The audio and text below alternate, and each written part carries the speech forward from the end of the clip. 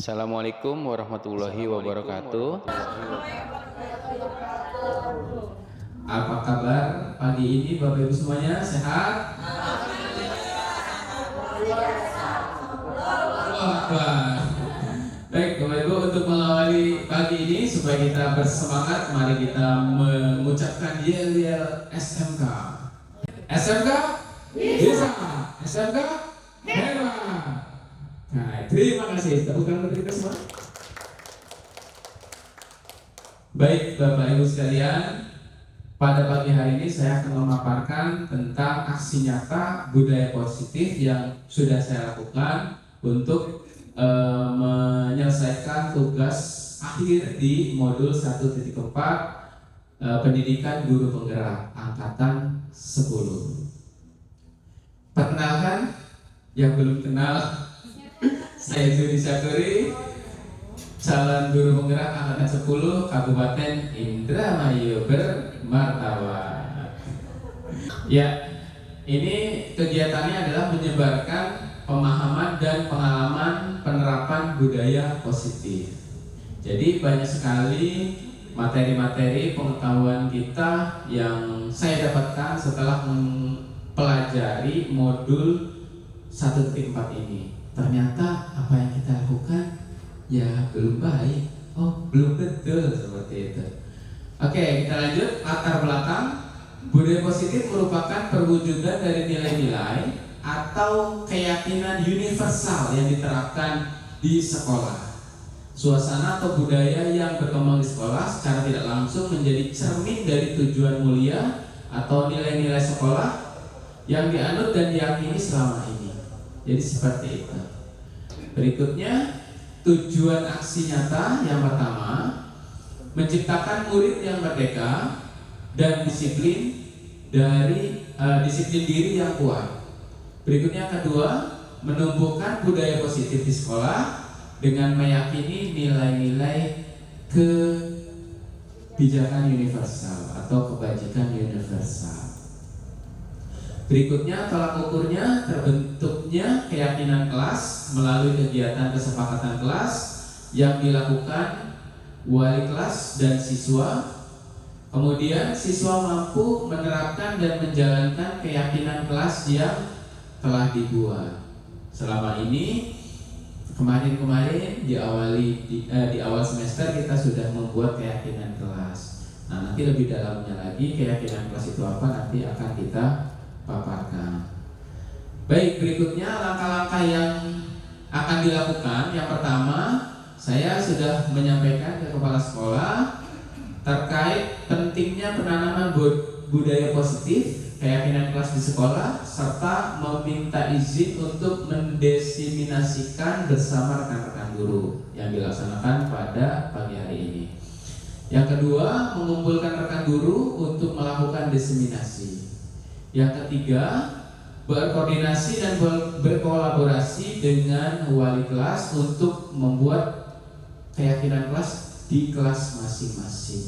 Nah, mungkin kemarin kita sebelum membuat keyakinan kelas, mungkin kita harus lebih banyak orang lagi yang memahami dulu keyakinan kelas itu apa, kemudian penerapannya seperti apa, cara membuatnya seperti apa. Jadi tidak langsung jadi tajijing ada gitu. Berikutnya yang keempat, memantau, merefleksikan dan mengevaluasi keyakinan kelas yang telah dibuat. Jadi setelah punya ada, nanti di step berikutnya kita akan mengevaluasi dengan Bapak Ibu wali kelas. Berikutnya, dukungan yang dibutuhkan. Yang pertama, dukungan dari kepala sekolah, rekan guru serta murid agar tindakan yang telah disusun dapat dilakukan secara lancar dan menyeluruh. Yang kedua, dukungan sarana dan prasarana yang dibutuhkan untuk menumbuhkan budaya positif di sekolah. Dan yang ketiga, orang tua dalam melakukan pendampingan budaya positif di rumah. Jadi kita membutuhkan keterlibatan orang tua juga untuk penerapan budaya positif, karena kalau di sekolah sudah sholatnya bagus, akhlaknya bagus, di rumah main game, main handphone, bahasanya udah cak gitu. Sorry ya cak gitu. Baik, Bapak Ibu semuanya, sebelum kita lanjutkan ke materi keyakinan kelas, supaya tetap semangatnya bertambah lagi, kita perlu ice breaking. Untuk kali ini saya tidak akan ice breaking sendiri. Saya akan dibantu partner saya.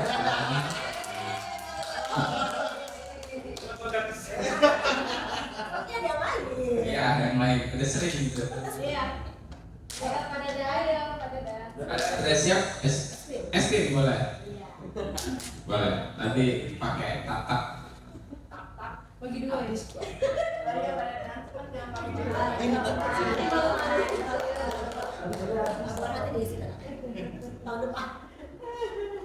Stok es breakingnya banyak daripada tatak. Nanti ke koperasi ngambil es krim.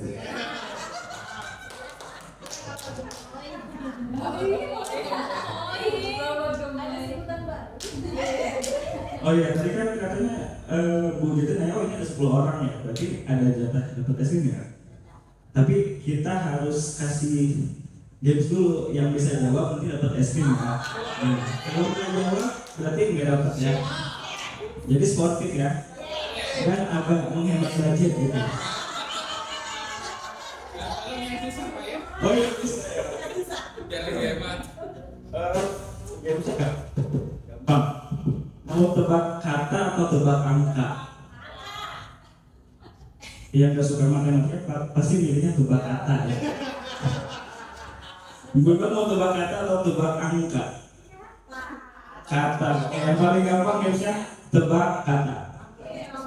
Jadi Bapak dan Ibu hanya menjawab ya satu kata, tapi dibatasi waktunya. Kira-kira berapa detik Bu? 2 detik ya? 5 detik. Nah berarti begitu nanti hitung ya, 5 detik pakai timer.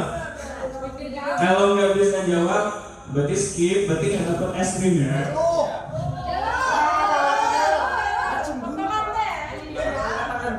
Enggak tangan, berurutan ya. Oke, kita sepakati dulu tebak kata. Misalkan kategorinya mau apa? Mau nama hewan, nama buah-buahan, nama negara, nama kota, nama benda. Benda, oke. Benda itu banyak, tapi agak susah mikirnya kan, Bang? Benda ya. Tapi bendanya benda mati ya. Benda mati ya. Ya misalkan contoh yang ada di ruangan ini kan benda ya, meja, kursi, gedung, dinding dan sebagainya. Oke? Nah permainannya adalah tebak kata dari huruf terakhir. Jadi melanjutkan. Contoh, misalkan saya mulai dari meja. Nah huruf terakhirnya adalah A. Maka Bu Lala harus mencari kata yang berawal huruf A. Kata benda. Kenapa? Dari huruf terakhir. A apa coba A? Oke, tidak boleh singkatan ya. Dan disepakati dulu, boleh nggak kalau dari bahasa serapan, bahasa Inggris misalnya? Boleh, tapi aja bahasa Jawa ya. Bahasa Indonesia atau bahasa Inggris ya? Oke. Ini udah deal nih, nama benda. Oke, benda mati ya. Kita mulai dari sebelah kanan atau sebelah kiri? Kanan ya, sunnahnya dari kanan ya. Begitunya mau ikutan nggak dari Pak Yudi atau dari Pak Bata? Oh boleh ya. Ayo. Ya kan saya mulai dari kata yang nanti saya sebutkan. Oke, kita mulai dari gedung. Tapi huruf G ya. Apa? Dari huruf G. G. Kan gayung huruf terakhirnya G ya. Berarti apa? Gucci, oke. I.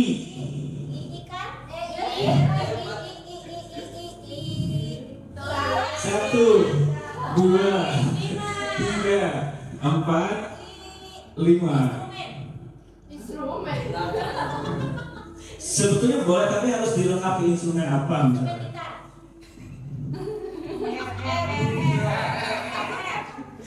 Nggak bisa ya kalau instrumen gitar. Ya maksudnya kalau instrumen itu kan musik misalnya. Kalau gitar kan spesifiknya. Pak Bakap udah punya jawaban I? Banyak banget loh. Banyak. 5. Oke. I. Bu, enggak bebas, yang penting nama benda. I. I.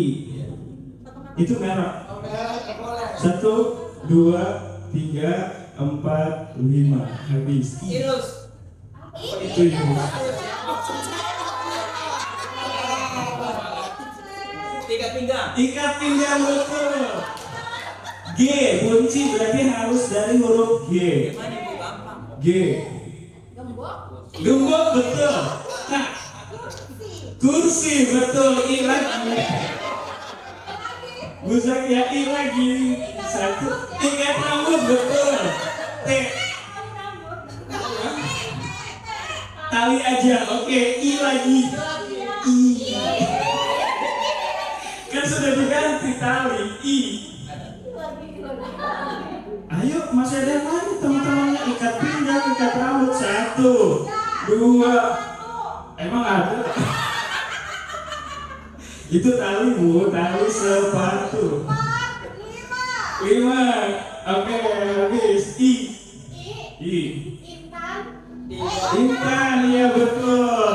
Oke, berarti yang bisa jawab pertanyaannya adalah Pak Hadi, Bunci, Bu Linda, Bu Zakia, Umi, Bu Nuk dapat ya. Dan Bu Lala. Yang bisa jawab dapat es krim, yang nggak bisa jawab dapat hadiah hiburan ya. Apa hiburan? Hiburannya permen atau apa gitu. Oke, selamat kepada para pemenang. Nanti silakan menghubungi ke koperasi. Terima kasih. Penyerahan hadiah langsung di sini. Baik Bapak Ibu, setelah kita tadi bermain ice breaking, kita akan lanjutkan materinya. Konsep utama modul budaya positif yaitu ada 7. Yang pertama, perubahan paradigma belajar, disiplin positif, kebutuhan dasar manusia, motivasi perilaku manusia, keyakinan kelas, posisi kontrol restitusi, dan segitiga restitusi. Baik, pembelajaran dengan paradigma baru dirancang berdasarkan prinsip pembelajaran yang berdiferensiasi sehingga setiap siswa belajar sesuai dengan kebutuhan dari tahap perkembangannya untuk mewujudkan profil pelajar Pancasila. Jadi paradigma baru yang kali ini kita harus tekankan dalam pembelajaran saat ini yaitu pembelajaran yang berdiferensiasi. Jadi kita harus memperhatikan bahwa memang setiap individu siswa itu memiliki karakteristik dan kebutuhan yang berbeda-beda, minat yang berbeda-beda. Jadi pada saat pembelajaran kita harus memberikan kebebasan. Metodenya digunakan yang menarik, melibatkan siswa sehingga pembelajaran tidak monoton pada materi ini saja. Jadi menggunakan metode pembelajaran yang menarik seperti project based learning, kemudian yang lainnya seperti itu. Kemudian jangan lupa kita juga diperkenankan siswa untuk memilih software yang berbeda-beda, itu boleh, cara yang berbeda-beda juga boleh seperti itu. Kemudian outputnya juga boleh digunakan cara pengumpulan tugas yang berbeda-beda. Ada yang ditulis tangan, boleh. Ada yang pakai software, diupload ke internet, boleh. Softwarenya boleh berbeda-beda. Nah, seperti itu. Itu maksud itu maksud dari berdiferensiasi. Kemudian Jangan lupa kita juga selain memberikan kompetensi kepada siswa, kita juga harus menanamkan profil pelajar Pancasila. Dimulai dari berketuhanan dimulai dari berakhlak mulia, kemudian mandiri, inovatif, gotong royong, dan berkebinekaan global. Seperti itu. Baik, Bapak Ibu, kita lanjutkan lagi ke disiplin positif, ya. Disiplin positif dalam budaya kita, makna kata disiplin dimaknai menjadi suatu yang dilakukan seseorang pada orang lain untuk mendapatkan kepatuhan. Kita cenderung menghubungkan kata disiplin dengan ketidaknyamanan. Kemudian sebagai pendidik, tujuan kita adalah menciptakan anak-anak yang memiliki disiplin diri sehingga mereka berperilaku dengan mengacu pada nilai-nilai kebajikan universal dan memiliki motivasi intrinsik bukan ekstrinsik. Jadi dari sekarang kita coba menggali motivasi siswa, tidak hanya mereka itu takut terhadap hukuman, takut terhadap guru, malu kepada teman, kemudian pokoknya semua faktor yang mendorong dia dari luar, menekan siswa tersebut dari luar. Tetapi kita harus memotivasi siswa bagaimana Bapak Ibu semuanya ini bisa menumbuhkan minat niat dari dalam dirinya sendiri. Berikutnya, disiplin positif merupakan salah satu cara penerapan disiplin yang bertujuan untuk menumbuhkan kesadaran serta memberdayakan anak melakukan sesuatu tanpa sogokan, ancaman, hukuman maupun sanksi. Seperti itu. Jadi kita harus memberdayakan siswa tersebut tidak dengan ancaman. Sebagai contoh, jika kalian mengerjakan tugas tidak sesuai waktu yang ditetapkan, maka kamu akan mendapatkan sanksi dari Bapak misalnya. Itu sudah dihilangkan, seperti itu. Baik, kita lanjutkan lagi Bapak Ibu ya. Saya sudah membuat contoh-contoh budaya positif yang sudah saya lakukan di kelas saya. Nah, ini bisa menjadi referensi kita bersama. Yuk kita simak Bapak Ibu ya.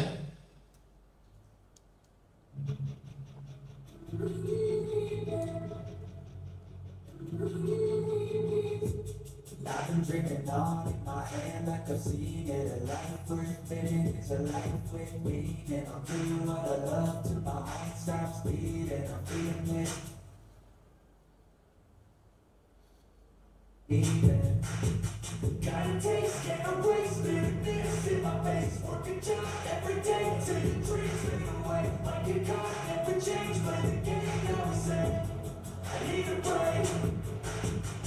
Time to stay strong, need to move on to be what I want. Keep dreaming on. Time to stay strong, need to move on to be what I want. Keep dreaming on.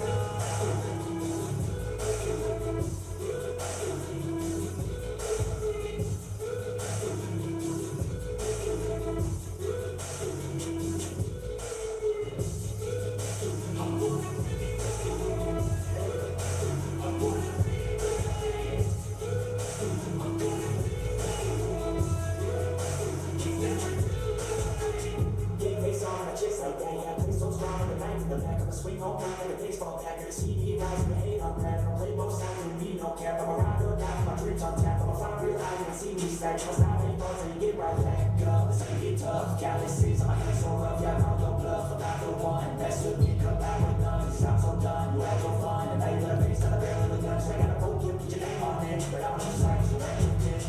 Time to stay strong, need to move on to be what I want. I'll keep dreaming on. Time to stay strong, need to move on to be what I want. I'll keep dreaming on.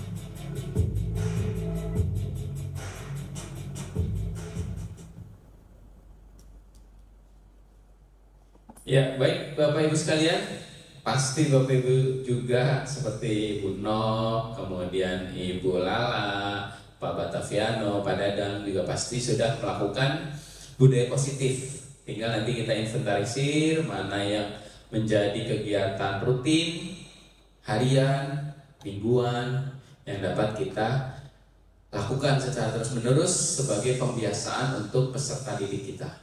Baik, kita lanjutkan kebutuhan dasar manusia, Bapak Ibu. Jadi seringkali kalau kita menemukan siswa yang mungkin bisa dikatakan tidak disiplin, suka di kelas ribut sendiri, nah itu bisa saja Bapak Ibu. Itu kalau kita telusuri dan gali, pasti siswa itu ada salah satu kebutuhan dasar yang tidak terpenuhi. Jadi kebutuhan dasar itu ada 5. Yang pertama, bertahan hidup, kemudian rasa kasih sayang dan rasa diterima, kemudian penguasaan, kebebasan, dan kesenangan. Jadi kalau ada salah satu bagian, satu kebutuhan dasar tidak dipenuhi, belum bisa dipenuhi oleh siswa tersebut, biasanya mereka akan mencari pelarian. Sebagai contoh, di rumah sama bapak ibunya dilarang main, dilarang bergaul, maka di sekolah itu biasanya siswa itu aktif, jam pelajaran ngobrol terus, ya seperti itu. Apa kebutuhan dasar apa yang dia belum terpenuhi di rumah? Mungkin itu kebutuhan dasar kebebasan atau kesenangan, seperti itu. Nah, mungkin ada siswa kita kalau jam pelajaran kita itu dia selalu aktif, pindah ke sana, ganggu temannya. Itu kita sebaiknya tidak langsung menegur, tidak langsung memarahi, ya Bapak Ibu ya. Ya betul, seperti itu. Karena apa? Ya berarti dia lagi mencari perhatian, mencari kasih sayang. Kalau anak itu sedang mencari kasih sayang, sama kita malah dibentak, kita marahi, nah justru dia menjadi bertambah bebannya. Jadi kebutuhan dasar manusia itu ada 5. Yang pertama, bertahan hidup. Yang kedua, kasih sayang dan rasa diterima. Yang ketiga, penguasaan. Yang keempat, kebebasan. Yang kelima, kesenangan. Baik, kita akan mengulasnya satu persatu. Jadi ini sama kayak kebutuhan dasar pokok manusia ya, sandang pangan papan. Siswa juga sama, manusia juga sama, memiliki kebutuhan dasar manusia.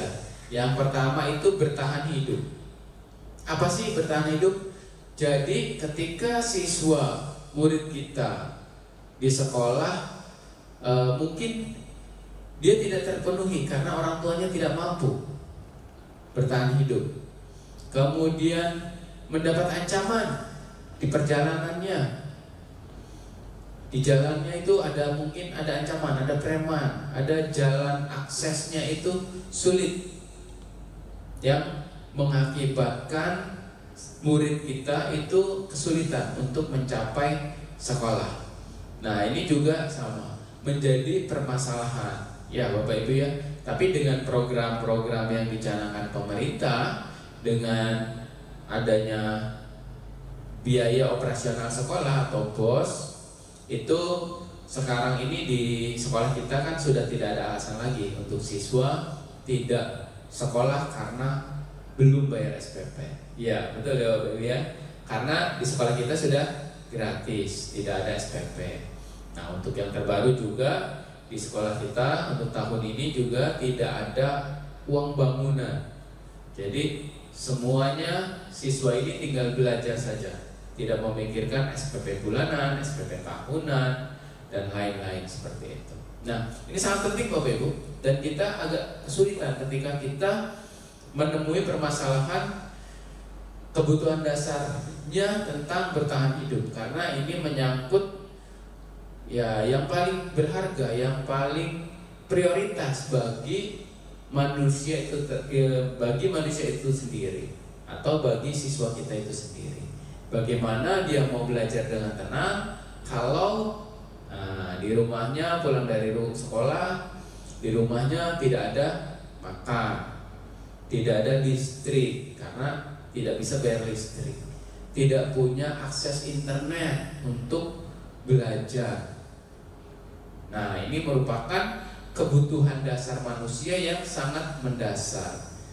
Nah, gimana Bapak Ibu kalau kita menemukan siswa seperti ini contohnya apa kira-kira? Ya, siswanya itu biasanya tidak masuk sekolah, malu, seperti itu. Contoh, harus membantu orang tuanya. Ada murid kita, ya baik di jurusan kita, ada di jurusan lain, itu ada yang kalau nggak berangkat, kalau ditanya apa? Ikut ke sawah, bantu orang tua. Ada lagi yang mencari uang. Kemarin ada di jurusan sepeda motor, itu ada siswa yang harus bekerja sehingga izin tidak masuk sekolah. Nah, ini semata-mata ya tadi untuk memenuhi kebutuhan dasar. Nah, kita tidak bisa sulit kalau kita tidak menanyakan langsung, mengobservasi, mengecek di rumahnya melalui wali kelas. Permasalahannya apa siswa itu tidak masuk sekolah, seperti itu. Baik, berikutnya adalah kebutuhan dasar tentang kasih sayang dan rasa diterima. Ada nih Bapak Ibu, pas istirahat di kelas aja, atau pada saat pelajaran diem aja. Mungkin ada siswa yang tidak memperoleh kasih sayang dengan cara dia mungkin jadi siswa yang introvert, tertutup. Dia nggak mau bercerita, memendam permasalahannya sendiri. Nah, itu kalau kita tegur, kalau kita tanya, pasti siswanya diam aja. Nah, kita sebagai guru harus pintar menggali informasi. Kalau dari siswa tersebut tidak bisa, berarti kita meminta bantuan dari temannya, menanyakan kondisinya, permasalahan yang dihadapi, seperti itu. Kita harus menanyakan. Nah, kita sebagai pendidik di sekolah, ya tentu saja kita harus bisa juga memberikan rasa kasih sayang kepada peserta didik dan merasa siswa tersebut diterima. Seringkali kan ada siswa itu minder, tidak percaya diri, dikucilkan dari teman-temannya. Nah, ini ada di kelas saya juga. Ada satu siswa perempuan sendirian, kalau dibikin kelompok ini terakhir karena teman-temannya tidak memilih dia masuk ke dalam kelompoknya. Jadi ini nanti dia itu suka menyendiri. Nah, itu berarti kalau kita gali lebih dalam lagi, ada siswa memiliki kepribadian tertentu, permasalahan tertentu, itu pasti ada salah satu kebutuhan dia yang belum terpenuhi. Nah, itu berarti kebutuhan dasar yang belum dipenuhi adalah kebutuhan dasar kasih sayang dan rasa diterima. Oke, berikutnya penguasaan. Kebutuhan penguasaan. Jadi kalau misalnya Bapak Ibu ya, ada di sekolah kita, nah ada temennya jajan, dia palak, dimintain uangnya, dimintain jajannya, seperti itu.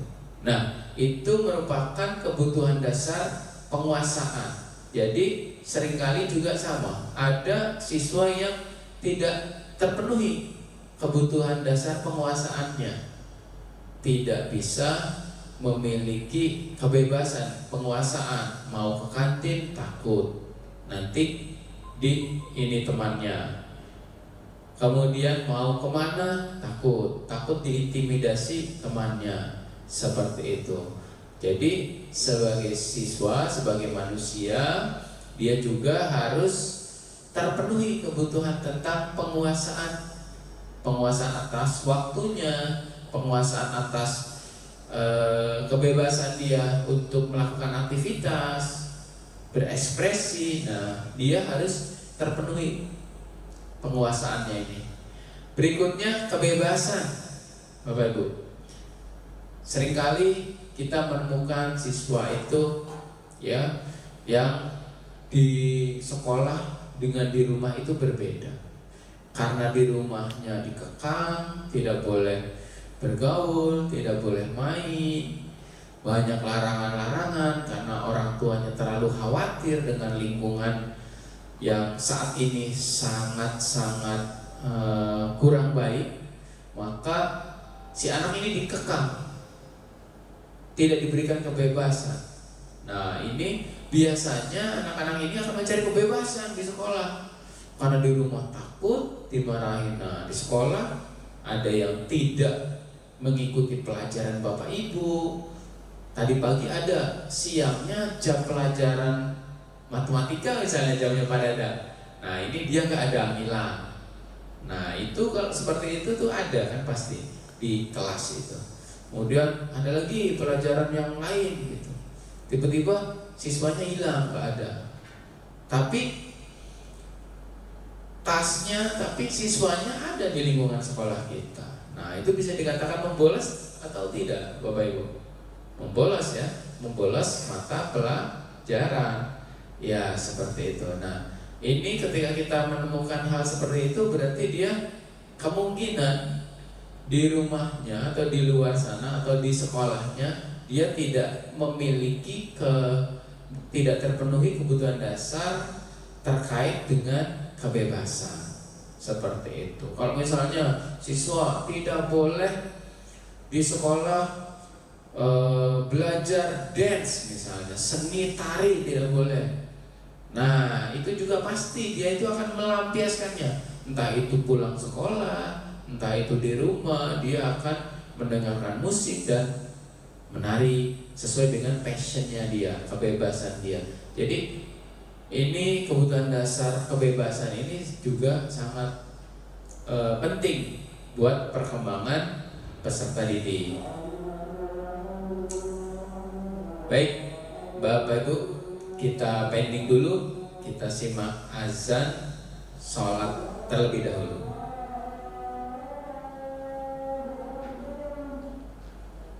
Nanti ini mah di pending aja ya, dikat ya.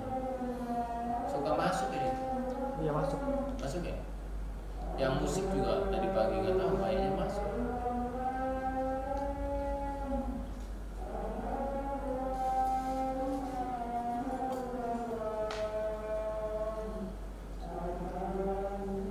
Tapi nggak apa-apa sih, misalnya kayak musik tadi pagi tuh masuk ya nggak apa-apa, namanya di sekolah. Nggak dinilai banget. Yang penting poin-poinnya ada. Ini dikat dulu aja Pak. Dikat dulu. Oh, biarin aja. Biarin aja, biar kamunya nggak nyari filenya kan, tinggal di rename satu tentang kebutuhan dasar manusia judul.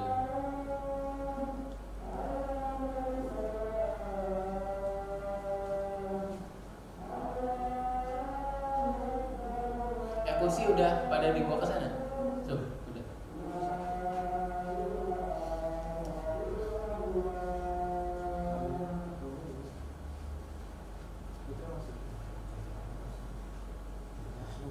Ya, baik, kita lanjutkan Bapak Ibu ya.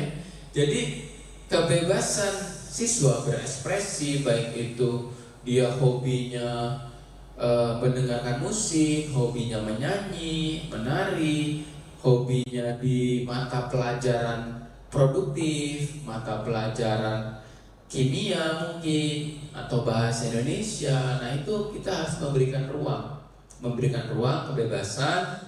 Syukur-syukur kita di sekolah kita ini ada komunitasnya. Komunitas misalnya English Club, Japanese Club, atau ekskul jurusan juga boleh untuk menambah jam latihan untuk siswa itu dapat berkreasi sesuai dengan minat bakat siswa tersebut. Nah, itu tentang kebutuhan dasar manusia di poin kebebasan. Nah, berikutnya kesenangan. Walaupun siswa kita sudah dewasa, sudah SMK gitu. Jangankan siswa, guru juga sama. Pasti seringkali akan mencari atau memenuhi kebutuhan dasar berupa kesenangan. Coba kalau ibu-ibu nih, kebutuhan dasar tentang kesenangan ini apa contohnya? Iya, kalau nggak shopping ke mall, online di handphone, entah Shopee, entah TikTok. Wah, ya betul seperti itu Bapak Ibu ya. Jadi sama, kesenangan. Setiap manusia itu pasti akan mencari, memenuhi kebutuhan dasar tentang kesenangan. Kalau siswa bagaimana? Iya, seperti itu. Jadi siswa itu seringkali ada pelajaran matematika, siswanya lagi main bola di lapangan. Nah, itu berarti apa kebutuhan dasar yang belum terpenuhi? Kesenangan. Berikutnya ada lagi, harusnya sudah habis nih pelajarannya, ganti pelajaran. Seperti itu.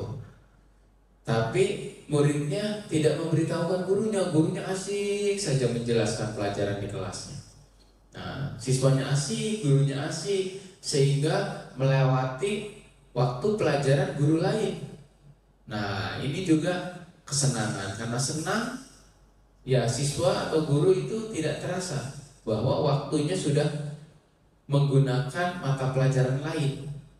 Seperti itu juga termasuk dalam karena kesenangan akan terus dilakukan.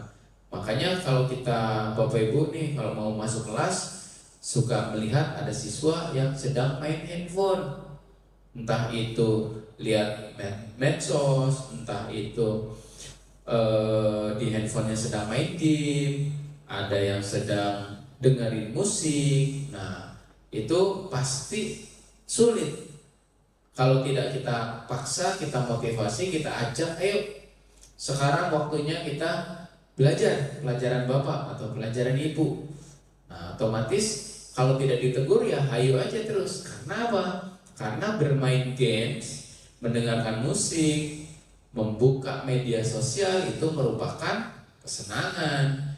Jadi ya itu memang sudah kebutuhan dasar manusia. Jadi kita sebagai pendidik ya kita harus memahami.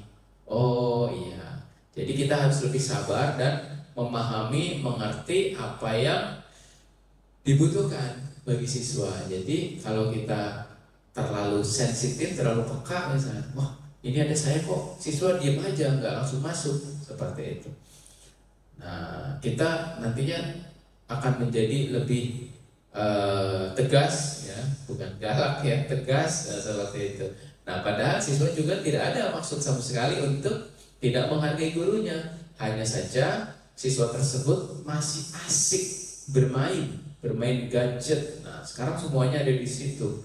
Ada game, medsos, mau ngobrol, mau main musik. Kalau dulu kan zaman Bapak Ibu, zaman saya itu kan terpisah-pisah ya. Musik ada satu alatnya. Main game ada gimbal, dengerin musik ada Walkman dulu, sambil jalan-jalan pakai headset Walkman. Kemudian mau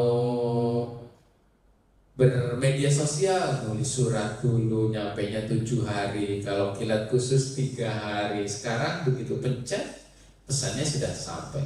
Nah, itu dia kebutuhan dasar manusia Bapak Ibu. Jadi ada 5, ketika ada salah satu kebutuhan dasar yang tidak terpenuhi oleh siswa, maka siswa itu cenderung akan mencari untuk memenuhi kebutuhan dasar, baik itu tentang bertahan hidup, merasa disayangi, penguasaan, kebebasan, dan terlebih lagi kesenangan. Jadi kita harus paham ketika siswa sulit diarahkan, dicari tahu dia lagi mencari apa nih, kita arahkan, kita bimbing. Seperti itu. Oke, next berikutnya materi tentang motivasi perilaku manusia. Yang pertama, menghindari ketidaknyamanan hukuman. Yang kedua, mendapatkan imbalan penghargaan dari orang lain. Nah, biasanya Bapak Ibu ya, secara umum kita itu mendapatkan melakukan sesuatu itu tujuannya ada beberapa hal. Yang pertama, menghindari hukuman atau ketidaknyamanan. Contoh, Bapak Ibu sebagai guru sudah mengerjakan laporan IKI bulanan, sudah mengerjakan tugas-tugas di PMM. Nah, kenapa Ibu mengerjakan? Pasti alasannya juga mungkin bisa saja satu untuk mengembangkan kompetensi Bapak Ibu, tapi bisa jadi ya alasannya supaya tidak mendapat hukuman. Betul sekali. Siswa juga sama Bapak Ibu. Ketika siswa itu mengerjakan tugas, nah kita bisa saja alasannya untuk menghindari hukuman. Niatnya bukan karena saya pengen bisa gitu. Bisa juga yang kedua, mendapatkan imbalan. Contoh, mendapatkan pujian misalnya. Nah, itu juga sama. Motivasinya bukan untuk meningkatkan kompetensi dari siswa tersebut, tapi untuk mendapatkan imbalan, baik itu berupa pujian, kemudian ranking, peringkat, penghargaan dari orang lain, kemudian juga secara finansial supaya nanti mendapatkan tambahan seperti itu. Nah, menghargai nilai-nilai kebijakan dari diri sendiri ini yang kita harapkan untuk kedepannya. Mungkin untuk tahap awal tidak apa-apa, murid kita mengerjakan tugas tujuannya untuk menghindari hukuman, tidak apa-apa. Itu berarti masih di tahap yang pertama, belum tinggi tahapannya. Tapi diharapkan kalau kita latih dan kita motivasi dari dalam diri siswa tersebut, maka akan muncul motivasi intrinsik siswa. Murid melakukan disiplin, datang pagi, tidak terlambat, belajar dengan serius, mengerjakan tugas dengan baik. Kemudian mereka itu sadar akan nilai kebajikan dirinya. Ini merupakan motivasi intrinsik, jadi pencapaian yang tertinggi bagi kita seorang guru apabila mampu memotivasi siswanya, muridnya sampai dengan memotivasi, memunculkan motivasi dari dalam diri siswa sendiri. Kita lanjutkan ke materi tentang keyakinan kelas. Selama ini kita belajar di sekolah itu tentu saja ada tidak boleh terlambat, kemudian harus berpakaian rapi, berseragam dan seterusnya. Itu yang ada di sekolah itu disebut apa Bapak Ibu? Aturan, peraturan sekolah, tata tertib sekolah, tata tertib laboratorium dan seterusnya. Nah, kalau ini keyakinan kelas, apa bedanya peraturan dengan keyakinan kelas? Keyakinan kelas itu apa sih? Sama nggak sih dengan Sama nggak sih dengan kesepakatan kelas? Iya. Ya. Jadi keyakinan kelas itu perbedaannya dengan peraturan. Kalau peraturan itu ditetapkan, mengikat, suka tidak suka, itu peraturan untuk membentuk suasana yang nyaman dan tertib, itu peraturan. Tapi kalau keyakinan kelas itu disusun bersama-sama, bukan disepakati bersama-sama, disusun bersama-sama. Berbedanya dan disepakati bersama-sama. Kalau misalnya disepakati saja, nanti peraturannya dibuat oleh wali kelas nih. Ini peraturannya ini ya, sepakat ya, itu kesepakatan kelas. Kalau keyakinan kelas itu dimulai dari identifikasi. Iya, tahapannya seperti apa? Yang pertama, kenapa kita harus memiliki peraturan tentang penggunaan helm pada saat mengendarai motor? Oh, ini perbedaannya Bapak Ibu. Perbedaannya, mengapa kita memiliki peraturan tentang penggunaan helm pada saat mengendarai kendaraan sepeda motor? Yang kedua, mengapa kita memiliki peraturan tentang penggunaan masker dan cuci tangan setiap saat pada saat corona? Nah, ini adalah peraturan. Kalau dilanggar berarti ada punishment, ada sanksi. Seperti itu. Ini peraturan. Kemudian peraturan itu yang mengeluarkan siapa? Ada institusinya, seperti itu. Sedangkan keyakinan kelas nanti kita tahapannya seperti apa? Kita akan membahasnya. Nah, ini kegiatan membuat keyakinan kelas. Keyakinan gitu. Iya. Yang pertama itu yang harus kita lakukan adalah berdiskusi dulu, mengidentifikasi dulu dan menanyakan kepada siswa. Anak-anak, kalau kelas ini nyaman, itu caranya apa? Bagaimana caranya? Oh iya Pak, bagaimana kalau kita bikin peraturan kelas, buat keyakinan kelas bahwa kelas itu kalau bersih, belajarnya nyaman. Berarti apa keyakinan kelasnya? Keyakinan itu harus disusun dengan menggunakan kata positif, tidak boleh negatif. Contohnya, tidak boleh datang terlambat. Nah, itu tidak boleh. Datang tepat waktu. Jadi kalimatnya tidak boleh kalimat negatif, tapi harus kalimat positif. Nah, itu didiskusikan dengan seluruh siswa yang ada. Bagaimana caranya biar kalian bisa belajar dengan nyaman? Oh, yang pertama, Bu atau Pak, datangnya tepat waktu, Pak, supaya kita tidak tergesa-gesa, tidak pikiran kemana-mana, aman, berjalan, naik motornya tidak ngebut. Nah, seperti itu. Itu diyakini dan keluar dari diri siswa. Kemudian langkah berikutnya merumuskan peraturan menjadi keyakinan. Diyakinkan dulu. Ketika menurut kamu kalau kita datang tepat waktu baik nggak buat kamu? Manfaatnya apa? Diyakinkan. Ya, seperti itu. Berikutnya yang ketiga, menempelkan keyakinan di kelas.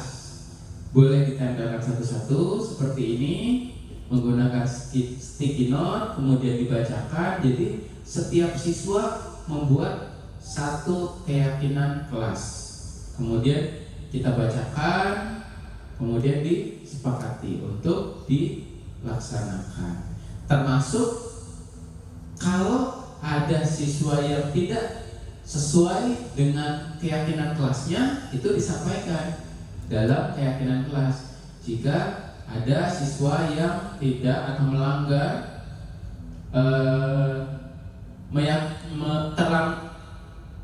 jika ada siswa yang melanggar keyakinan kelas, itu apa? Harus apa?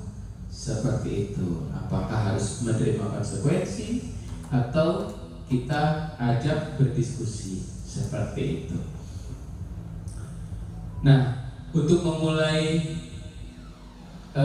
kegiatan keyakinan kelas saat ini, mungkin saya minta satu persatu dari Bapak Ibu untuk membuat satu saja keyakinan kelas. Keyakinan kelas di mana nih? Di kelas atau keyakinan kelas aja, supaya nanti bisa kita terapkan, kita gunakan di kelas kita. Bisa mungkin dari Pak Bata sana, bapak-bapak dulu mungkin sebagai imam, calon imam. Keyakinan kelas contohnya Pak Bata? Menjaga kebersihan. Menjaga kebersihan. Betul. Nah, keyakinan kelasnya menjaga kebersihan kelas. Nanti ditempel di papan tulis, menulis dulu masing-masing, mengidentifikasi. Pak Danang, keyakinan kelas apa yang bisa disampaikan mungkin? Disiplin tepat waktu, ditempelkan. Setiap siswa itu kan nanti di kelas punya pemikirannya masing-masing. Ya, seragamnya tentu saja keyakinan kelas ini tidak boleh melanggar etika, tidak boleh melanggar aturan ataupun norma. Seperti itu. Misalnya ada siswa nih, keyakinan kelas, saya yakini kalau kita semuanya jam 12 tidur siang semuanya. Nah, itu diyakini bersama-sama, itu kan melanggar norma, karena jam 12 siang adalah kita untuk sholat zuhur berjamaah. Jadi itu tidak bisa menjadi keyakinan kelas, walaupun itu baik. Seperti itu. Ini tahapannya, berdiskusi, kemudian merumuskan peraturan, baru terakhir menempelkan dan menyepakati peraturan kelas. Nah, nanti di materi berikutnya berarti nanti bagaimana siswa kalau tidak, atau bagaimana kalau ada siswa yang melanggar keyakinan kelas, harus seperti apa. Baik, keyakinan kelas ini contohnya disiplin waktu tadi seperti yang Pak Dadang sampaikan. Berikutnya belajar dengan antusias, semangat, dan percaya diri. Jadi kalimatnya harus positif semua. Saling menjaga kebersihan dan keindahan. Saling menghormati bersama. Saling membantu dan bekerja sama. Baik Bapak Ibu. Nih, misalnya ada murid Bapak dan Ibu, ada 2 siswa atau siswi Bapak Ibu, kemudian saling mengejek. Wah, kamu mah gitu, saling mengejek. Berarti itu melanggar atau menyalahi keyakinan kelas tentang apa Bapak Ibu?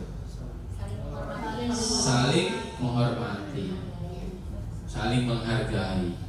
Itu berarti kita harus memberikan penguatan-penguatan, berdiskusi dengan siswa tersebut untuk mengingatkan, menyadarkan tentang keyakinan kelas. Baik, semuanya menggunakan kalimat positif. Bagaimana membentuk keyakinan kelas? Yang pertama lebih abstrak dari peraturan. Kemudian yang kedua berupa pernyataan universal yang secara umum, dibuat dalam bentuk positif. Berikutnya sedikit saja agar mudah diingat, jadi pendek-pendek saja kalimatnya. Berikutnya sesuai dengan kondisi kelas dan sekolah agar mudah diterapkan. Dan terakhir, semua warga kelas atau sekolah dilibatkan saat membuat. Jadi semuanya dilibatkan.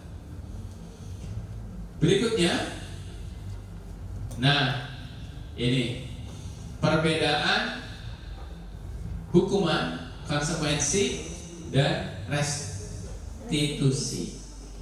Jadi coba Bapak Ibu ingat-ingat lagi.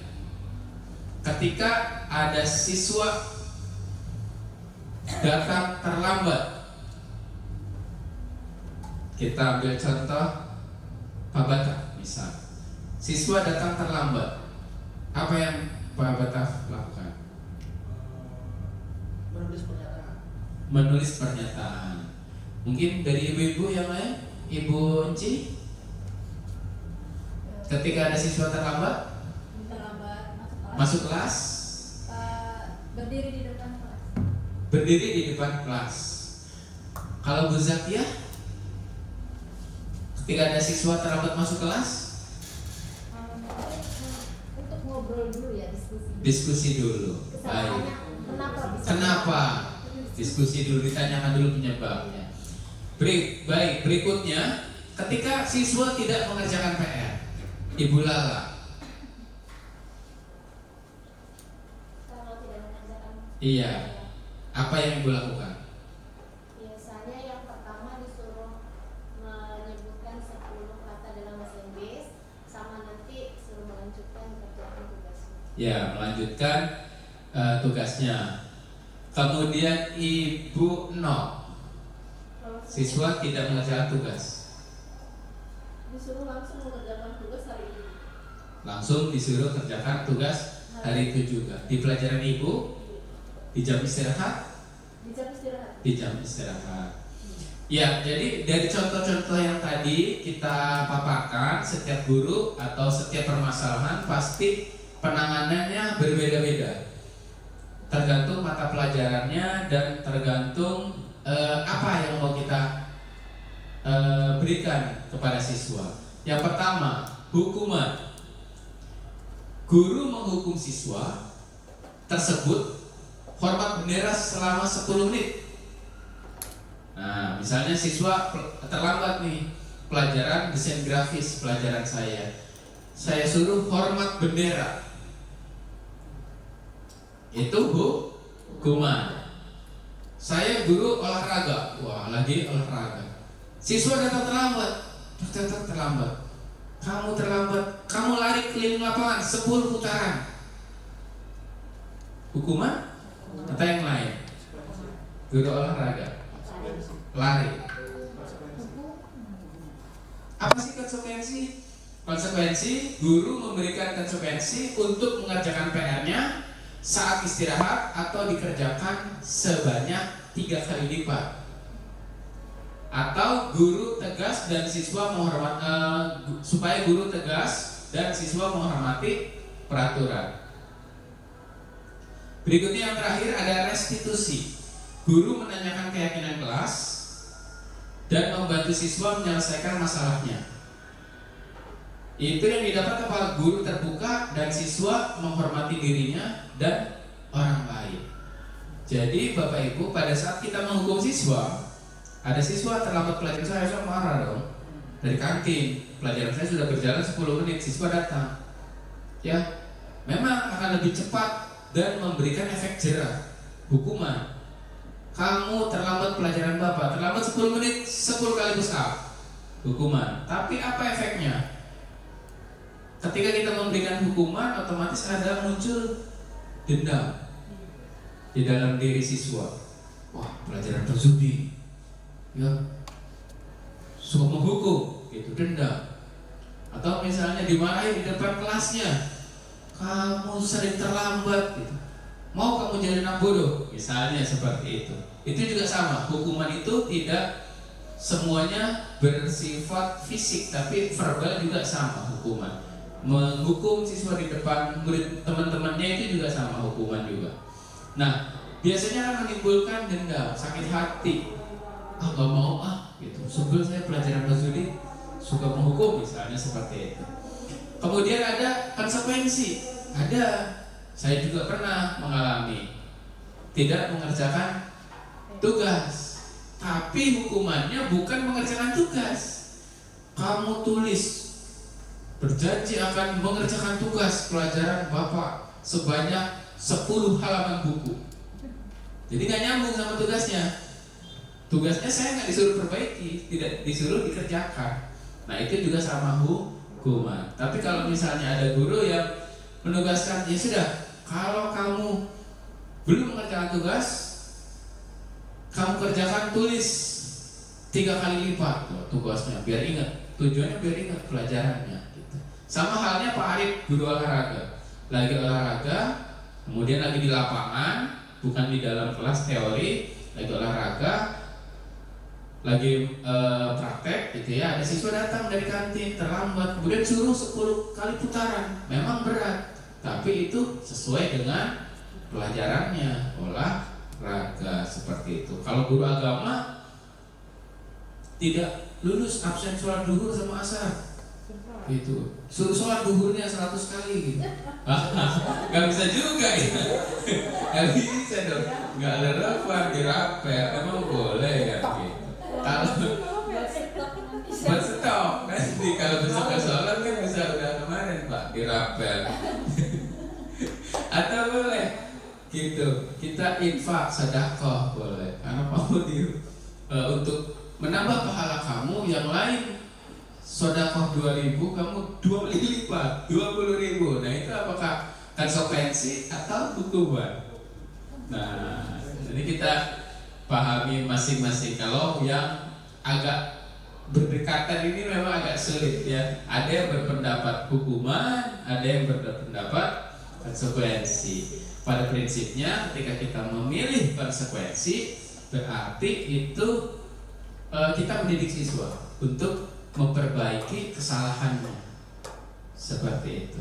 Misal kita ada siswa datang terlambat 10 menit, saya udah nyampaikan materinya 1 bab. Berarti tugasnya pada saat istirahat, kamu tidak boleh istirahat, catat materi bab yang tadi terlewat di buku kamu, kumpulkan ke Bapak. Itu masuk konsekuensi. Tanpa mengetahui permasalahannya apa. Misalnya bisa saja dia diare, bolak-balik ke toilet 10 kali misalnya 10 menit. Nah, yang paling baik itu melakukan restitusi. Guru menanyakan keyakinan kelas. Nah, kamu terlambat 10 menit gitu. Kamu melanggar keyakinan kelas apa? Oh iya Pak, disiplin. Jadi masuk ke dalam kelas sesuai dengan jadwal, jadi disiplin. Oh iya, kamu sadar sudah melanggar keyakinan kelas? Iya, baik, kita perbaiki. Bagaimana solusinya? Kayak gitu. Iya Pak, saya ketinggalan 1 bab pelajaran Bapak. Saya akan membaca sendiri atau menonton YouTube, seperti itu. Materi yang Bapak sudah sampaikan. Kenapa terlambat? Kita tanya dulu juga. Apa penyebabnya? Nah itu mungkin yang baru saya tahu. Jadi selama ini, apalagi kita bapak-bapak, ya kita mencari jalan cepat. Kamu terlambat 10 kali. Iya, 20 menit 20 kali. Cepat, memberikan efek jerah tapi membekas di hati anak. Apalagi zaman dulu, mungkin bapak ibu yang angkatan-angkatan old, wah itu tangan itu ya, pipi ini sudah ya sering melayang-layang seperti itu. Penghapus itu terbang dari meja depan ke meja belakang. Nah, iya, penggaris kayu. Guru matematika berapa kali itu ganti penggaris tiap minggu pada zaman dulu. Seperti itu. Jadi pendidikan zaman kolonial Belanda itu ya mungkin harus sudah mulai bergeser ke arah pembelajaran yang berpusat pada murid. Jadi fokusnya ke siswa. Oke, baik. Ini ada 5 posisi kontrol Bapak Ibu. Jadi kita sebagai guru itu sebetulnya ada 5 posisi kontrol yang bisa kita laksanakan. Yang pertama, ada seorang penghukum. Penghukum itu tadi yang saya kasih contoh, kamu terlambat 10 menit 10 kali push up. Nah, berikutnya ada pembuat rasa bersalah. Ini ibu-ibu biasanya. Iya, masuk ke kelas, kelasnya kotor. Aduh nak, gitu. Kenapa kelasnya kotor? Bagaimana kalau ibu ditegur kepala sekolah? Gitu. Jadi si ibu ini atau guru tersebut itu membuat rasa bersalah siswanya. Ya, jadi siswa dibikin, bagaimana kalau habis ini yang ditegur ibu bukan kamu? Gitu. Kalau ibu dikasih sanksi, tidak bisa naik gaji enggak? Loh, kamu mau mengganti gaji ibu kayak gitu. Nah ini biasanya ibu-ibu. Berikutnya ada teman. Teman ini biasanya guru-guru muda biasanya. Ayo bisa. Kan biasanya gitu kalau siswa. Jadi yang siswanya niru gurunya. Iya. Teman. Jadi yang teman ini biasanya guru-guru muda. Seperti itu. Kalimatnya iya gitu ya. Jadi menganggap siswa itu sebagai teman. Contohnya misalnya kebersihan. Masuk ke kelas, wali kelasnya lihat kelasnya kotor. Kok kelasnya kotor? Gimana kalian itu? Yuk. Ibu bantu juga, ikut bantu, yuk kamu bersihin sana, ibu bersihin sini. Nah seperti sebagai teman. Jadi siswa itu merasa nyaman, kayak teman sendiri seperti itu. Berikutnya lagi ada pemantau. Ada bapak ibu guru yang Jadi mandor ya? iya jadi mandor. Foto ya kelasnya kalau udah bersih. Jam segini coba foto before. Siapa yang nggak masuk foto kirim. Nah itu tipe guru pemantau. Terus jam berapa ini? Jam 12 sholat. Ya seluruhnya kirim absen foto sholat. Mau kirim foto ya sering. Kalau saya juga iya ada di HP saya. Misalnya ada tugas pasang kabel, tarik kabel, tuh ada fotonya supaya nggak ketukar warnanya kalau saya. Jadi bukan karena memantau itu. Nah berikutnya si manajer ini yang sebetulnya paling baik kalau kita bisa melaksanakan manager 5 posisi kontrol tipe ya bu. Iya. Memperhatikan. Iya. Sengaja kita membuat yang salah begini bu, supaya ibu itu ketahuan.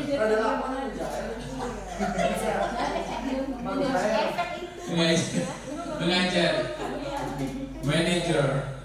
Jadi pada saat kita menjadi posisi kontrol seorang manajer itu kita menggali, mencari tahu. Diawali dengan, loh kok kelasnya belum bersih? Kenapa? Tanyain dulu. Oh iya bu, tadi tuh ngerjain tugas ini dulu tuh, ada pelajaran ini. Oh seperti itu. Berarti kamu melanggar keyakinan kelas tentang apa? Oh kebersihan tuh. Oh. Terus gimana caranya biar kamu bisa segera bersih? Oh iya bu, nanti dibagi aja. Yang itu cowok-cowoknya bersihin kaca, cewek-ceweknya nyapu. Nah seperti itu. Itu posisi manajer. Baik, contoh penerapan 5 posisi kontrol. Contoh penghukum. Nah, ini pada saat kita mengajar paling cepat ini ya, supaya teman atau murid-murid yang lain tidak mengulang kesalahan yang dilakukan temannya. Patuhi aturan sekolah. Kamu datang terlambat, berdiri di depan barisan. Oh, kalau di barisan, kalau di kelas kamu berdiri di depan kelas. Nah, ini tipe posisi penghukum. Berikutnya, pembuat rasa bersalah. Berapa kali ibu guru harus memberitahu, ibu guru kecewa sama kamu. Jadi langsung baper tuh. Puji kecewa sama saya, kata muridnya. Berikutnya sebagai teman, ayolah yang tertib, buat ibu guru bangga. Kali ini tidak apa-apa kamu salah, gitu. Semangat. Nah itu Bapak Ibu guru secara tidak langsung menjadi posisi teman kepada siswanya. Kalau di SMK ini karena siswanya sudah dewasa juga, kalau di SD nggak bisa. Di CGP kita tuh ada yang SD. Jadi yang SD itu nggak bisa kayak teman itu. Ayo semangat ya Naya, nggak bisa. Tapi kalau di SMK itu masih mungkin bisa posisi teman. Kalau guru BK, kalau ke penghukum nggak berani ya, posisi penghukum atau rasa bersalah. Saya gitu. Guru BK-nya bilang ke siswa, ayo dong, kamu yang rajin, nanti ibu yang ditegur. Dewasa, ya biarin aja tegur ibu kayak gitu ya. Jangan ditegur bapak. Kalau menggunakan pembuat rasa bersalah di posisi BK. Tapi kalau dihukum dia juga nggak akan jujur. Ayo, kamu ini, gitu. Chat itu dengan siapa? Nomornya nomor tidak disimpan misalnya. Ini jawaban contekan ini dari siapa? Dia udah takut duluan. Tapi kalau sebagai teman, sama aja. Ibu juga pernah putus sekolah kayak gitu. Coba itu dari siapa? Ayo, aku gitu. Nanti pasti kasih tahu. Nah, baru dipanggil satunya lagi. Nah, si pemantau, Papa ada di mana Pak? Gitu. Serok ya Pak. Itu posisi pemantau juga, ya secara tidak langsung Ibu ZT kalau nanya-nanya lokasi itu berarti pemantau. Kemudian posisi manajer, apakah kamu tahu kesalahan kamu? Kira-kira bagaimana kamu akan memperbaiki kesalahan ini? Nah itu posisi manajer. Nah oke, kita lanjutkan lagi. Kemudian ada konsep disiplin dengan identitas gagal. Menyakitkan, tidak nyaman, murid takut, memaksa, murid menyembunyikan kesalahan, murid menjadi rendah diri. Jadi kita posisikan siswa itu di posisi itu, dihukum. Berarti kan dia kan itu merasakan tidak nyaman, merasa disakiti, nanti muncul dendam juga. Berikutnya ada penghargaan, tidak efektif, merusak hubungan. Jadi ketika bestie ini 2 orang, Bapak Ibu, habis lagi baterai. Misalnya Bapak Ibu ada muridnya temenan 1 dan temenan 2 siswa ini, yang satunya ini ranking 1. Yang satunya lagi nggak dapat ranking, itu juga sama, karena ranking juga itu merupakan penghargaan. Makanya ada sekarang di kurikulum itu tidak ada ranking karena tadi kalau kebutuhan dasar manusia ya merasa diterima, merasa berhasil itu juga harus terpenuhi gitu. Maka ya penghargaan ini juga sebetulnya mah tidak baik. Imbalan ini tidak baik. Berikutnya konsep disiplin dengan identitas sukses. Yang pertama ada konsekuensi, itu menguatkan jangka pendek, perlu monitoring berkelanjutan, stimulus respon, murid menghormati peraturan, kehilangan waktu untuk merenungi kesalahan. Kehilangan waktu, jadi lama ya kalau kita menggunakan konsekuensi. Berikutnya restitusi yang tadi terakhir saya sampaikan, murid bertanggung jawab untuk berperilaku, fokus pada pemecahan masalah jangka panjang, murid menghormati dirinya dan orang lain. Teori kontrol diri, dirinya memegang kontrol, kemudian murid bersemangat memperbaiki kesalahan. Tapi tentu saja sangat lama ya Bapak Ibu ya. Kalau misalnya ada siswa terlambatnya ada 5 orang satu-satu. Kita posisi manajer, apa no kamu permasalahannya, nah kamu apa iya. Jadi kita juga harus memilih-milih mana yang harus menggunakan restitusi, mana yang harus menggunakan konsekuensi. Seperti itu. Ini konsep disiplin pendekatan restitusi, pengertian restitusi, dan ciri-ciri restitusi. Kurang lebih sama seperti yang tadi disampaikan. Jadi menggali dari dirinya sendiri untuk memperbaiki kesalahan. Berikutnya ada pendekatan restitusi, sebuah cara menanamkan disiplin positif pada murid. Restitusi adalah proses menciptakan kondisi bagi murid untuk memperbaiki kesalahan mereka sehingga mereka dengan karakter yang lebih kuat. Ciri-cirinya bukan menebus kesalahan, namun belajar dari kesalahan. Memperbaiki hubungan, tentu saja siswa, kalau kita melakukan restitusi terhadap siswa itu hubungannya tidak akan nanti menjauh, membenci mata pelajarannya atau membenci gurunya. Menuntut untuk melihat ke dalam diri. Berikutnya mencari kebutuhan dasar yang mendasari tindakan. Berikutnya fokus pada karakter dan menguatkan dan fokus pada solusi. Solusinya apa? Seperti itu. Nah, ini tahapan segitiga restitusi Bapak Ibu. Jadi pada saat kita melakukan restitusi itu mirip seperti coaching, tapi ini namanya restitusi. Yang pertama kalau kita lihat di gambar, dimulai dari bawah. Jadi ketika murid kita menemukan melanggar keyakinan kelas itu, yang pertama kita menstabilkan identitas. Jadi kita ngobrol dulu berdua, dipanggil berdua. Yang pertama kita tanyakan atau penguatannya, contoh kalimatnya yang pertama itu, setiap orang pasti pernah melakukan kesalahan. Misal ada siswa menyimpan foto yang tidak relevan, tidak cocok sebagai pelajar misalnya, berpakaiannya minim. Nah, itu kita panggil. Setelah kita panggil bukan langsung disalahkan, ditanyakan dulu. Ya, kemudian kita menstabilkan identitas. Ya, wajar, namanya juga manusia, pasti pernah salah. Kamu tahu nggak salahnya apa?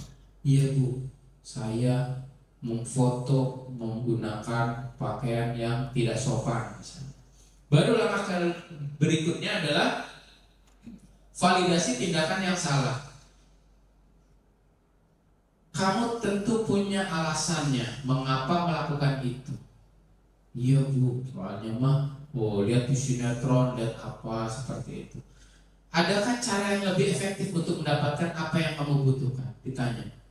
Selain seperti itu, kamu bisa apa lagi sih yang bisa kamu lakukan? Seperti itu. Berikutnya yang terakhir, menanyakan keyakinan. Nah, apa yang kamu lakukan salah kan? Iya, pasti jawabannya. Terus apa yang bisa kamu perbaiki? Kamu akan menjadi orang seperti apa yang akan datang atau berikutnya? Itu. Jadi pertanyaannya berupa segitiga. Yang pertama menstabilkan, jadi jangan disalahkan. Siswa itu akan berontak walaupun salah ketika disalahkan. Gimana sih kamu? Bagi UAS, kenapa kamu menyontek? itu pasti siswa akan tidak atau menolak seperti itu. Ini segitiga restitusi. Ya, Bapak dengar. Nah, ini contohnya Bapak. Mas, kamu habis bertengkar ya sama Helen? Iya Pak, Helen sih mencontek hasil pekerjaan saya, bukannya PR, tugas selalu dicontek. Oh begitu. Wajarlah kamu seperti itu. Jika Bapak di posisi kamu, Bapak juga akan melakukan hal yang sama. Lalu, apa yang kamu lakukan terhadap Helen? Saya marah-marah Pak, dan saya tanpa sadar mengebrakkan mejanya. Oh begitu. Kamu berbuat seperti itu pasti ada alasannya. Iya, dia tidak mau mengerjakan sendiri, tapi Helen hanya mencontek. Ya wajarlah kamu tidak rela pekerjaan kamu dicontek begitu saja oleh Helen.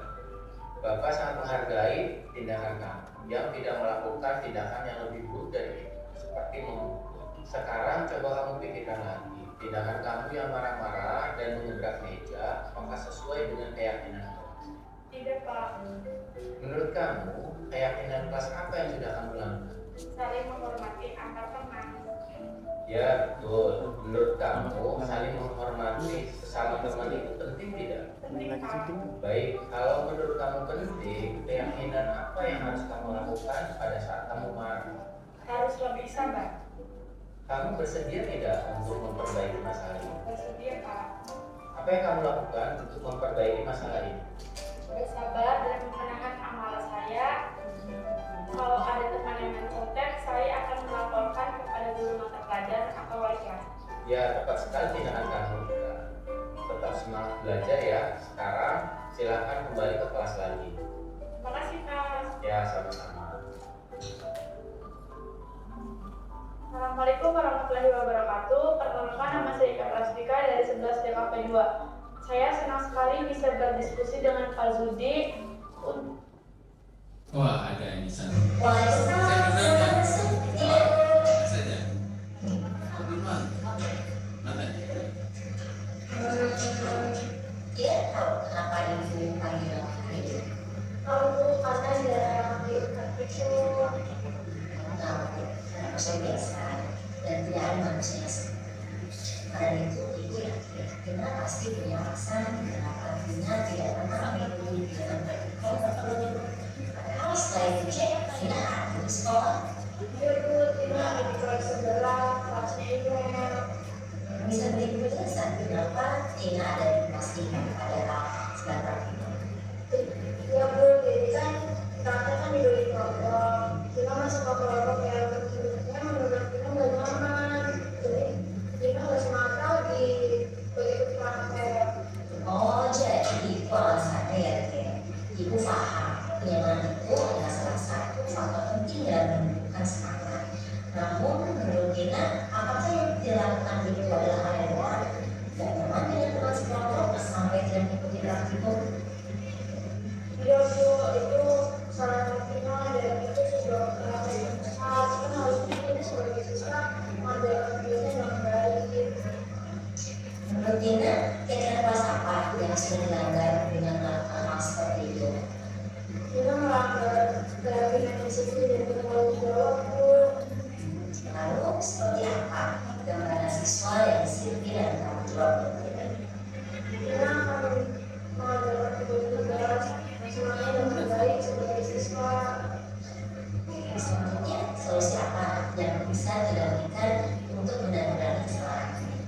Pertama, kami semangat ibu, anak tidak membutuhkan ibu, dan tidak melakukan tugas. Yang kedua, kita bakal menyemangatkan iman, karena tidak mempunyai sebuah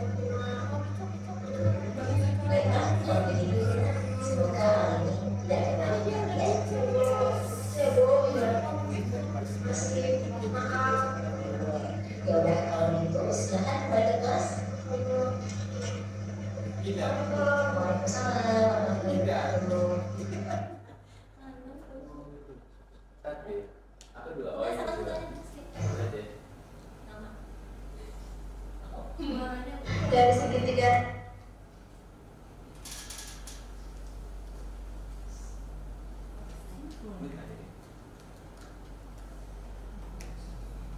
Simpulan. Duh. Aduh. Alhamdulillah. Jangan.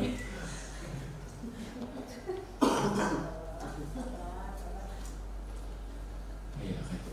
Sebulan ya, nanti harus ya. Baik, Bapak Ibu sekalian, itu tadi video tentang penerapan segitiga restitusi. Jadi tahapannya cukup lama, membutuhkan waktu. Ya, memang kita sebagai guru harus lebih bersabar karena kita berfokus pada siswa.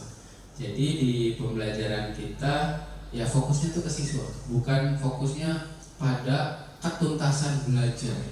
Jadi apalah arti siswa itu tuntas dalam belajar tapi karakternya tidak baik, tidak memiliki karakter yang baik. Baik, tiba saatnya saya menyampaikan kesimpulan dalam penerapan program disiplin positif. Hendaknya guru memiliki standar kepribadian profesional dan sosial yang baik, di mana guru mampu berefleksi pada posisi kontrol saat ini. Bagaimana perjalanan dirinya sebagai seorang among, posisi manajer yang menuntut murid menjadi insan yang mandiri, merdeka, dan bertanggung jawab. Itu dia. Baik Bapak Ibu, semoga apa yang kita laksanakan diseminasi pada hari ini mendapat manfaat dan kita dapat membimbing, menuntun siswa dan siswi kita untuk mencapai tujuan pembelajaran dan kebahagiaan yang setinggi-tingginya. Saya ucapkan terima kasih kepada Bapak Ibu yang telah hadir. Saya tutup. Wassalamualaikum warahmatullahi wabarakatuh. Waalaikumsalam.